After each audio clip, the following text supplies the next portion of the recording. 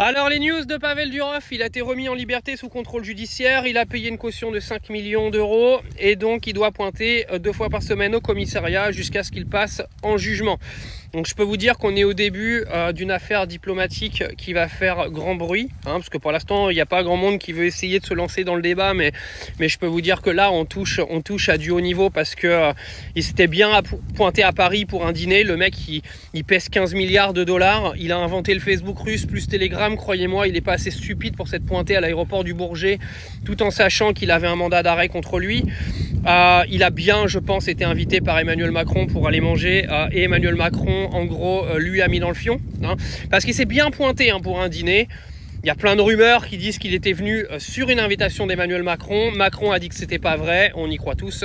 Expliquez-moi pourquoi Pavel Durov se serait pointé en France juste pour un dîner, sachant qu'il savait qu'il avait un mandat d'arrêt contre lui.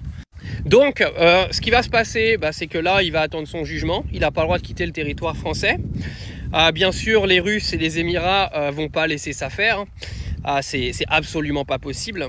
Maintenant, moi, j'aimerais bien savoir ce que monsieur Emmanuel Macron a caché, parce que toutes ces fausses accusations sous l'égide, en fait, de la protection des réseaux sociaux, etc. Il faut savoir que la Commission européenne s'est complètement désolidarisée en fait de l'arrestation de Pavel Durov en expliquant que le DSA, vous savez, les fameuses règles que les créateurs de réseaux doivent respecter, n'a rien à voir avec l'arrestation de Pavel Durov. Donc en fait, Macron, quand il vient raconter ça, c'est des conneries, parce qu'ils l'ont annoncé à Euronews, il se désolidarise complètement de son arrestation.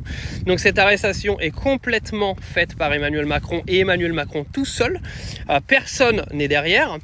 Et ça pose quand même de sacrées questions de savoir qu'est-ce qu'Emmanuel Macron avait à cacher sur Telegram qui ne veulent pas que Pavel Durov divulgue. Parce que là, honnêtement, cette arrestation sous les excuses de pédocriminalité, etc., j'y crois pas une seconde. J'y crois pas une seconde.